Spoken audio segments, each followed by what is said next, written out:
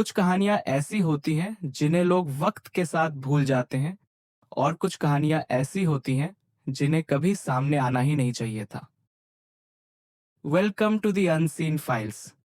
आज हम एक ऐसी फाइल खोल रहे हैं जो पिछले 60 सालों से बर्फ, खामोशी और रहस्यों के नीचे दबी हुई है।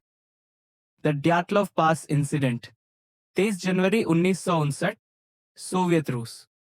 एक इंजीनियरिंग संस्थान के 10 छात्र निकलते हैं एक कठिन ट्रैक पर यूरल माउंटेन्स की ओर। सभी नौजवान थे, साहसी थे और पर्वतारोहण व सर्वाइवल स्किल्स में निपुण थे। इस ग्रुप का नेतृत्व कर रहा था इगोर द्यातलोव, 23 साल का, होशियार, अनुशासित और भरोसेमंद युवक। उनका गंतव्य था माउंट ओटोर्तेन, जिसका अर्थ था वहां मत जाओ। रास्ता बहुत कठिन था। तापमान -30 डिग्री सेल्सियस तक के गिर जाता था। रास्ते में एक हाइकर, यूरी यूदीन, बीमार पड़ गया और वापस लौट गया। वो इस कहानी का पहला और आखिरी जीवित व्यक्ति साबित हुआ। 1 फरवरी को ग्रुप ने अपना टेंट लगाया खोलात शाकल नाम की जगह पर। मनसी जनजाति इस स्थान को कहती है मृतकों का पर्वत। मौसम बेहद खराब था, तेज हवाएं, बर्फबारी और बहुत कम दृश्यता। लेकिन ये लोग अनुभवी थे और उन्होंने फैसला किया कि ढलान पर टेंट लगाना ज्यादा सुरक्षित रहेगा। उन्होंने रात का खाना पकाया, डायरी में आखिरी एंट्री की और फिर आराम करने चले गए। लेकिन अगली सुबह उन्हें कभी जिंदा नहीं देखा गया। जब समूह समय पर वापस नहीं लौटा तो शुरुआत में किसी ने ज्यादा चिंता नहीं की। ऐसे अभियानों में देरी आम बात थी।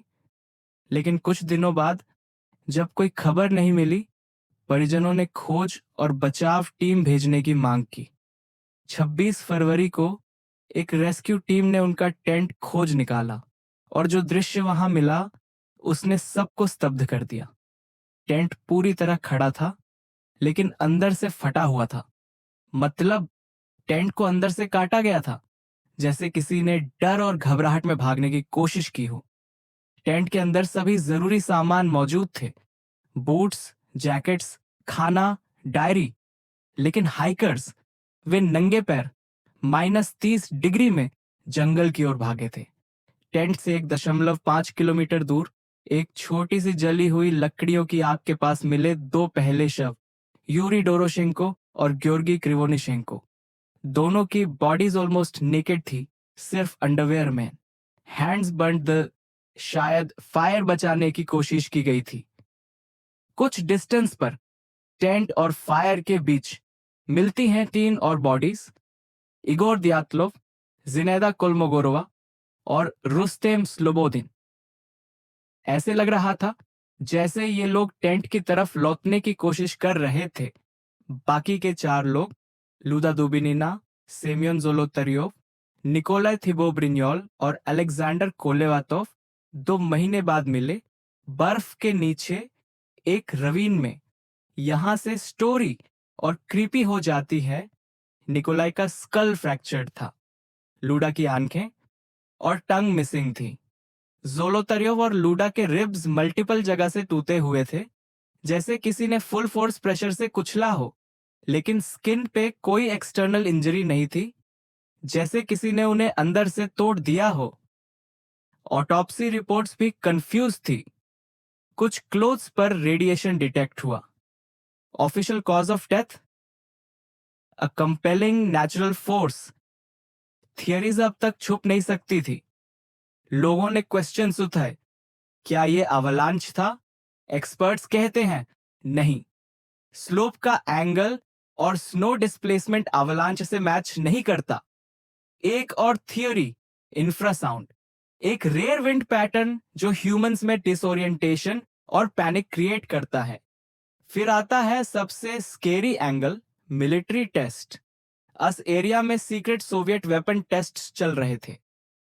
कुछ लोगों ने उस रात ऑरेंज लाइट्स या ग्लोइंग ऑर्ब्स स्काई में देखे थे। और एक थियरी जिसे लोग मजाक समझते हैं, येटी अटैक। मनसी लेजेंड्स कहते हैं कि वो एरिया एक अननोन क्रीचर का टेरिटरी था। जोक ही सही, हाइकर्स की डायरी में लिखा था, अब हम जानते हैं कि स्नोमैन एग्जिस्ट करते हैं। सोवियत इन्वेस्टिगेशन बहुत ही जल्दी क्लोज कर दी गई थी। विटनेसेस को चुप करवा दिया गया और डॉक्यूमेंट्स को क्लासिफाइड डिक्लेयर कर दिया गया। जहां एक्सीडेंट हुआ था उस एरिया को 3 साल के लिए पब्लिक से बैन कर दिया गया। जो भी फाइल्स थी वो या तो गायब हो गई या हेवीली एडिटेड थी। केस का conclusion, natural causes due to an unknown force. जो सच था उस पर एक पूरी सरकारी साइलेंस छाई हुई थी। 2019 रशिया ने केस दोबारा ओपन किया। इस बार उन्होंने बोला, हाँ, अवलांच ही हुआ था। लेकिन फिर वही सवाल, क्यों किसी ने टेंट को अंदर से काटा? क्यों कुछ लोगों के पास रेडियो एक्टिव कपड़े थे? और सबसे इंपॉर्टेंट, टंग और आईज मिसिंग होने का रीजन क्या था?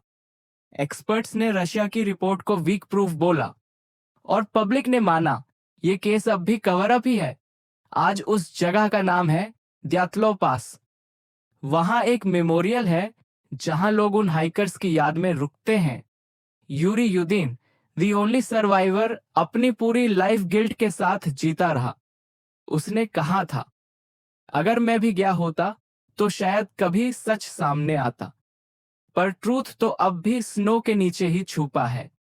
9 यंग लाइव्स, एक रात, और एक ऐसा हॉरर जिसका एक्सप्लेनेशन आज तक किसी के पास नहीं है। शायद कुछ राज ऐसे होते हैं जो कभी खुलने के लिए बने ही नहीं होते।